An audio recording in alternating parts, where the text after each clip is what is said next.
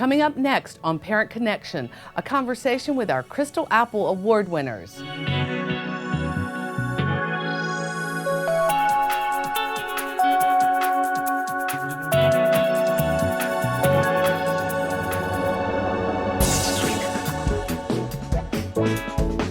Thank you for joining us for Parent Connection. Today, our guests are our Crystal Apple Award winners from Hillsmere Elementary School. Thank you, Kelsa and Kathy, for joining us today. First of all, before we get into a lot of talking about the publishing company, which we really want to focus on today, tell us a little bit about yourselves and how you got involved in volunteering. My name is Kelsa Mclaughlin, and I am a former elementary education teacher. I worked in the county for 2.5 years when we moved down from New England.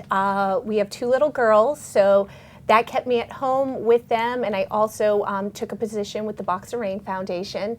Currently now, going forward, I am looking at more volunteer opportunities at Hillsmere and just helping the publishing company to grow. Great. Yeah, and I'm Kathy Shaffer. My career background was public relations and marketing. I spent 15 years working in big agencies in LA and New York City. But since moving to Arundel County, I've basically focused on being a stay-at-home mom.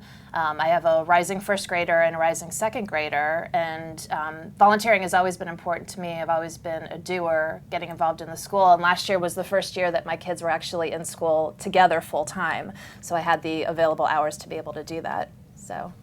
Well, that's great, and that's exactly what we need. More volunteers in the schools, and people who are committed. It's always wonderful also if they have backgrounds with things that can really shed light on things that normally might not happen in schools. So talk to us a little bit about Hillsmere Publishing Company, because that's what you won the award for, the school did for the Crystal Apple Award winner, but lots of our viewers might not know exactly what that is. So tell us a little bit about it and how it got started. Sure. It's actually the first school-wide publishing company in the county.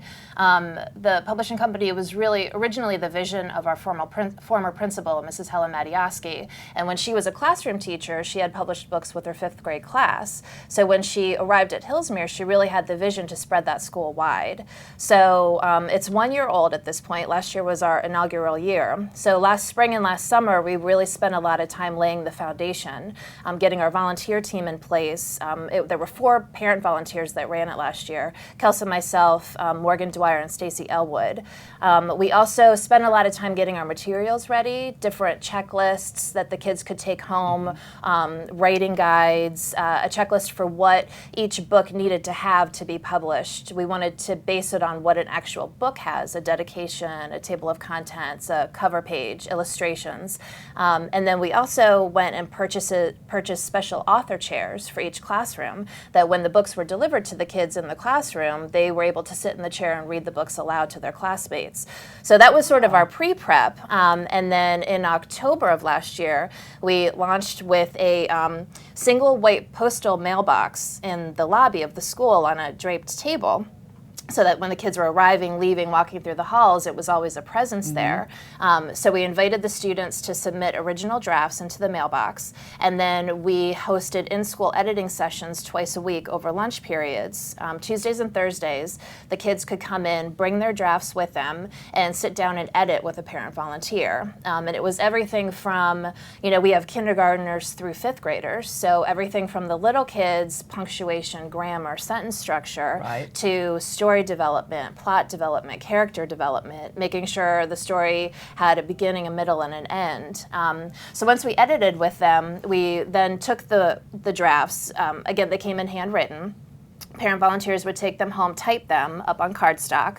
We turn them to the students for the final illustrations, and then laminate and bind. And then we would give them to our principal, and every book received a special in-class book delivery. There was a special publishing company bag, and our principal would drop them off, sort of make a big to-do about it, and then the student would get to sit in the author chair and read their books to the classroom. So it was very exciting, and we went in wanting to instill a love of writing with the students and really foster creativity and imagination. And, you know, we joked a lot about the fever spreading through the halls, and there really was. I mean, Kelsa and I are in school often, and we couldn't make it down a corner without one of the students coming up saying, "Is my book ready? Is my book ready? Is my book ready?" You know, I've worked on big clients in my life, but I have to say these were some of the toughest clients that I've worked with, because, you know, the immediacy of wanting to see that final result was, you know, really a heartwarming year for all of us. Now, you talked a little bit about what the volunteers do, but what are some of the other jobs that the volunteers do specifically to the publishing company? What's the role? Like, is it run by school staff, or is it run totally volunteer? Okay, as Kathy was saying, this was a vision of our principals, Mrs. Matioski, and with the help of our school reading teacher, Miss Els. They were the staff component that helped, you know, cheerlead the rest of the staff to get the kids excited. But for the most part, this was an all-volunteer outfit. Like we said, volunteers were there doing the editing sessions. Volunteers were doing the typing. Volunteers were doing the laminating and binding of the books. So what we did was we really were there for the kids and to support the teachers, because as we know, there's so much teachers have to do during their normal day that they can guide the children, but they know they have us and the other volunteers to help them actually get the books into publication. Yeah, it was 100% volunteer run for the man hours, because when we went into it, we didn't want to put a program into the school that would require any extra time, as Kelsa mentioned, from the teachers, because they're already overburdened. But we did need, even though it was volunteer run, we did need acceptance and buy-in from the teachers to encourage the students. They have a period, I believe almost every day in class, where it's for free writing time, and to sort of keep track of which students have published, which students haven't, and encourage them to meet with us and come into the editing sessions. We had a first grade teacher who worked with her class all year and was 100% published. Every single student in her first grade class did a book last year. Yeah, she got a special award, and her class got a pizza party at the end of the year. But I think it's also important to have buy-in from the administration as well, and have a big support system there, because a lot of what we did was after hours typing, but we were able to get in and meet directly with the students inside of the schoolhouse over lunch periods. So we needed the buy-in from the administration staff to really make that happen and open the doors for us. Now, how did you two specifically get involved in this volunteer project? Sure. Like, what drew you into it, that you wanted to, because you've given a lot of time and a lot of energy to it. So what was it that kind of got you involved in this? For myself, when we had our first daughter, who's a rising third grader, it was the decision we made as a family that I would stay home. And with a background in education, I am home, but do as much as I can in the school to be involved with my kids' education. It's a passion and love of mine. And when Mrs. Matioski came aboard and had this vision, I immediately said, you know, I want to be involved. Right. This is a great way for me to get the teaching aspect and the volunteer aspect put together and do some great things for our students and our school. And I also like to make sure I have friends with me when I do things. And at that point, Kathy's son was starting school, and I said, hey, you know, what do you think? Yeah. You always have that one friend that pulls you into everything. Well, and that's, honestly, we tell people all the time that when we ask people, we really talk to volunteers and say, how did you get involved and what made you decide to volunteer? It's someone asked me. I mean, you can put things in newsletters and you can let notes out about needing something, but that personal ask is what 99% harder to walk away from. It's harder to say no, exactly. Yeah, because I write the school newsletter too, so, you know, as you know, there's always volunteer needs that need to happen, but what we found also too is using our network, you know, going out there and using the communications vehicles, the Facebook page, the newsletter, but then also sending personal emails to our network of mom friends.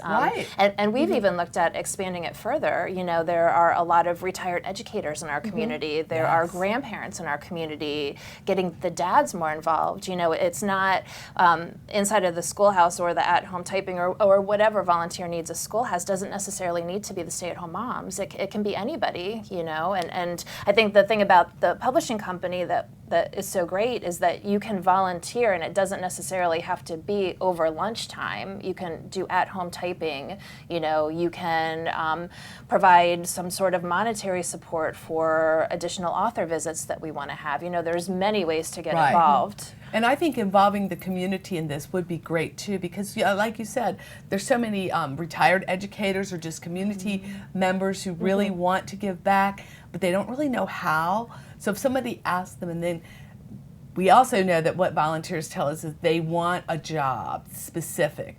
They don't want to just come in and, oh, well, maybe you'll make copies today, tomorrow maybe. Yeah. They really like to know what they're going to do and be able to focus on something. So I think this opportunity with the publishing company is just wonderful. Tell us a little bit about, you mentioned it a little at the beginning, but some of the successes that you've had this year, because for a first year, you have really done some amazing things. So let's talk about some of those. I think we went into it with a hope, and to see the reality of it come to life was phenomenal. I think there's anecdotal successes that we had, and there's also number successes that we had. Just from a straight publishing standpoint, over the course of, again, it was our first year out, we had 230 published authors. It's amazing. Which is that's a lot of students. It's a lot of students. It was, if you look at our student population in total, it's about 40% of our students were published. Wow. You know, the four of us joke, you know, we have to rest our fingers over the summer and kind of put them in traction because of the amount of typing that we did. Because a number of the students were also repeat authors, and we had a total of 350 books that we published last year. So I think from a number standpoint, you know, winning the Crystal Apple was phenomenal the first year out for a county-wide volunteer program. And then, you know, I always go back to, because we were in school and working directly with the students, which is what I really liked about this volunteer opportunity, to take a skill set of mine from my career and then meet with the kids and not be one step removed. You know, there was just anecdotally a student, probably second grade, who his first time in editing, because it takes a lot of initiative. They come in by themselves, they bring their own drafts, and he sat down with us, and the first time he came in to edit, was so shy he could barely talk. You know, he wasn't even really looking up. It was hard to hear what he was saying, and one of the last days of school, we were in for a volunteer recognition tea, and I felt someone come up and give me a big hug from behind, and I turned around and it was him, and we had a whole conversation about publishing of his books and how great he did this year, and I said, well, don't forget, you know, we're open for business again in the fall, and he said, oh, yes, I'm already working on, I have a couple of drafts. Aww. So to see that self-confidence come from these kids, I think, you know, above and beyond just the numbers, the kids that you're reaching directly, or, you know, there was one time a girl in my son's class in first grade who I just loved, and I was not in one of the days that she came to edit, but I happened to be in school the day that we would give the books to the students, and then they could take them home for the night to show their parents, and then bring them back in, and they existed in the classroom until the end of the year. So I happened to walk into school, I had something to drop off, and she didn't know that I was there, but she literally was holding her book. She was bringing it back into school like this, with a huge smile on her face, and I saw her, and I burst into tears, and, you know, she said, oh, my mom wishes that this book could stay home forever, and I said, well, it can, and again, just the excitement level, and the pride and the self-confidence of these kids, I think, you know, that was the biggest success that we saw come from it. And why do you think it was so popular among the students? Like, what about this specific opportunity? I believe, and we've talked about this, every single child in the school had the ability to publish a book. From kindergarten, who were creating picture stories, or classes that took a play on, I know in our daughter's kindergarten class, they took Santa's Stuck, and each child made their own ending. So you have kindergartners that are able to do that. There were boys who were big fans of making comic books. Okay, you know, they were able to buy into that.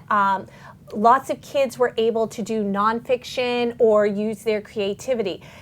Any one child, no matter, you know, what your home life was like, what your school life was like, you could go in, come to an editing session with your ideas, and those ideas at the end of the process would be in a bound book. which is really that finished product and that sense of accomplishment, I guess, is what we're really thinking. They are so proud because one of the things that we know is self-esteem is not really built by saying, you did a great job, you did a wonderful job. It's by an accomplishment. It's by actually doing something. And they had that tangible item right in their hand. So I think that would really be important to students to build that self-esteem. I would always say to each student that I edited with, when we were done editing, I would say, you know, you're an author now. Are you proud of yourself? Because it doesn't matter if we're proud of you. It matters if you're proud of yourself. And I think we really tried to instill in them also, this is a big accomplishment. And I think one of the beauties, in addition to the accessibility for these kids, that it didn't matter if you were an at-risk kid or a straight A student. You know, one of the biggest lessons in life is just to show up. And they showed up with their drafts, they showed up with their ideas, with their creativity. And we also made an effort to keep it simple. You know, it was all done in-house with the school's laminator and the school's binder. But I think that for many of our student population wasn't overwhelming. It was something that they could accomplish. So we didn't focus on fancy bindings or over-the-top ideas. We really kept it simple and kept it down to the basic level of just creating and putting pen to paper. So what do you think the school actually gained from Hillsmere Publishing Company? What was the benefit? We know what the benefit to the individual students were. What do you think some of the gains were to the school itself?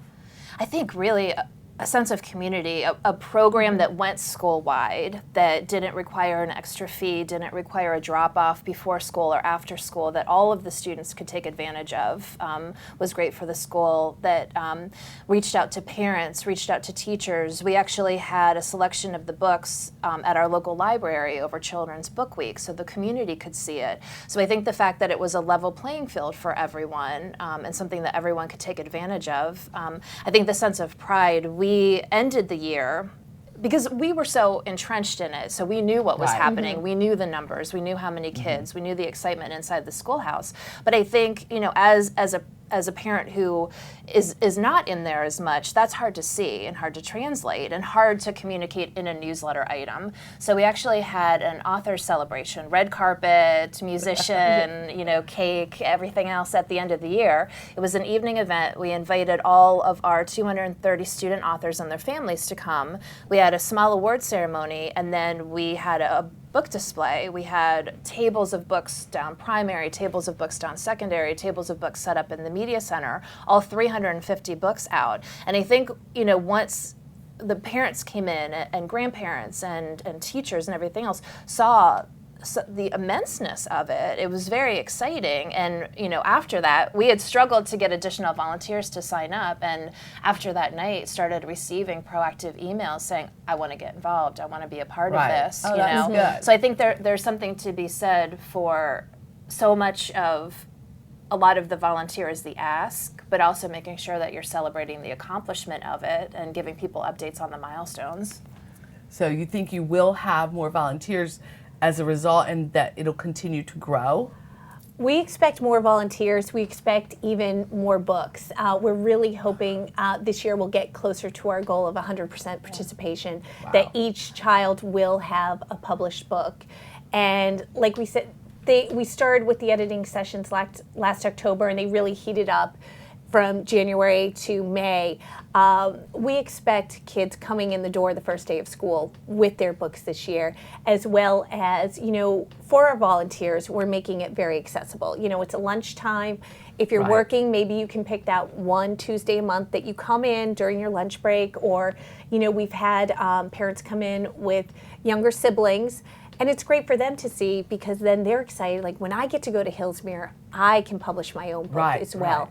So I think this year, and like Kathy said, with the celebration evening, people really got a feel of what the end product was across the board. We had a slideshow, so you saw all the different pieces. And they know, I think sometimes there's a fear. You know, you don't know, but now they see what it is that we're doing, and they can do that, and they can help. And truly, the joy the children have make you continue to go back and allow to help in that process. Right, because it is a lot of work. There's no question about it. But if you see that it's successful, it brings the community together, it brings parents out, getting more involved, and of course the students just fostering that love of writing, which is so important, and reading. Right. Because the opportunity to sit in front of your class and read something that you've published, not a lot of people get to do that. So that's really, I love the idea of the author's chair. I think, I don't know who came up with that, but I think that's a really great idea, that they have a special place and they know that that's kind of going to be their place when they get to read that. Yes, and we did book bins in each classroom too, because that was one of the things that we really wanted was once you get your book, take it home, celebrate, show your family and friends, but then Right. bring it back to school so it can exist in the classroom. And these books were really well read by the other students. Oh, And that's nice. Yeah, that's one of the other things that we were excited about, and I think made this program special is the collaboration, you know, learning from each other, seeing somebody else's ideas. We actually had kids come into the editing session together as groups and worked on books together. We had one student who was an illustrator. We named him the illustrator in demand. He had done a number of his own books and illustrated those, and then the other students saw what a great artist he was and started using him and co-writing with him. They were the author and he was the illustrator. Oh, that is really so, nice. Yeah, so really the sense of, you know, here are my ideas, but let me see and brainstorm with you on what some of your ideas are, which I really think is boardroom learning, you know, Right. and Exactly. being able to write a story, but understanding the beginning and middle and end goes above and beyond just a fiction or nonfiction book, but strategy memos in the workplace. And, you know, it's a skill that no matter what sort of writing you eventually end up in, there's always career writing that you need Exactly. to do. So. Now, it's been such a success, and of course we spotlighted it with the Crystal Apple Award because when we read about it and heard about it, we were so impressed with it. And I know that lots of schools that were at the event celebrating the program heard about it, but people who are listening to it now, what advice would you give schools who are saying, I'd like to do that, how can we do that? How would you tell them to start? I think the number one, two things you need are teacher support, but you really need a large volunteer workforce because the way this program is set up within our schoolhouse, it's not going to work without the volunteers because it is somewhat of an extra. It's benefiting our learners with the reading and writing, making them stronger, but you need a huge buy-in from volunteers, folks that have time, that are willing to learn the steps and be there each step of the way with the students, and know that your administration and your teachers are going to support and encourage the students either on their own time or within the class writing time to get books put together so that they can go to an editing session. For the most part, you can do it with a limited amount of money. We like to embellish with the author visits. We've had visitors from the Capitol just so that the students can meet with real authors. But it is very feasible, it's very doable. Well, I think you've given us a lot to think about, and you certainly have given our viewers a lot of information. We thank you so much, truly, for starting this program, sticking with it all year, and publishing so many wonderful authors now at Hillsmere Elementary. So, again, thank you so much for joining us today. We really appreciate it. Thank you for having me. And thank Thank you you for joining us as well. Until next time.